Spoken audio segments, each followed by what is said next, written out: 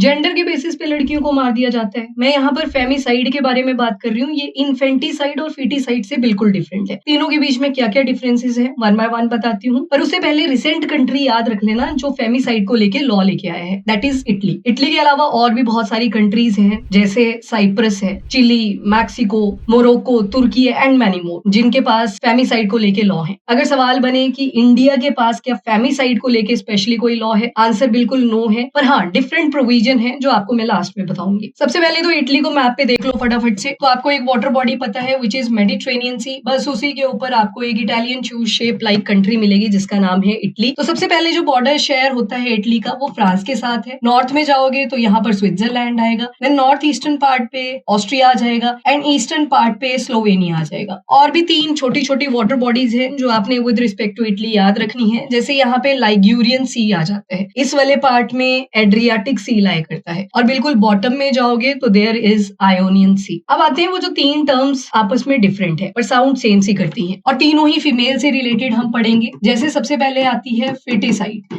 अब देखो हर वर्ड के एंड पे ना साइड साइड लगेगा। साइड का मतलब होता है किसी को मार देना। जैसे सुसाइड आप सुनते हो, खुद ही कोई अपनी आत्महत्या कर लेता है, ठीक है।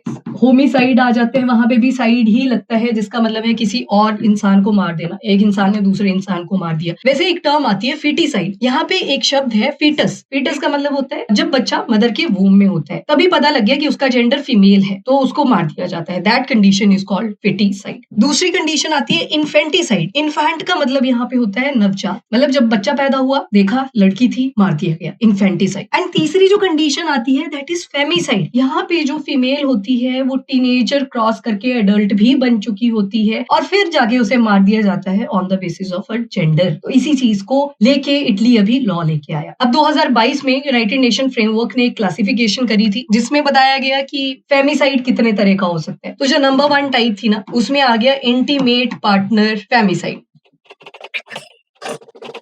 यहाँ पर लड़की को मारा जाएगा उसके बॉयफ्रेंड के थ्रू या फिर हस्बैंड के थ्रू, या जो भी रोमांटिक रिलेशनशिप में इन्वॉल्व थी वो लड़की जिस लड़के के साथ। तो लड़के ने किलिंग करी अगेन किसकी, एक लड़की की, बिकॉज ऑफ हर जेंडर। अभी केस स्टडी भी बताती हूँ, पहले सुन लो। दूसरी जो क्लासिफिकेशन बताई वो थी फैमिली रिलेटेड फेमिसाइड।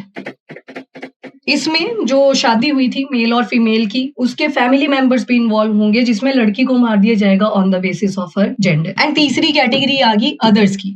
इसमें कोई एक्वेंटेंस हो सकता है। एक्वेंटेंस का मतलब है कि लड़की ने शायद उस लड़के को एक आधी बार देखा, कोई स्ट्रेंजर हो सकता है, या फिर क्रिमिनल गैंग्स जो बनी होती हैं उसमें लड़की को मार दिया जाता है बिकॉज ऑफ हर जेंडर।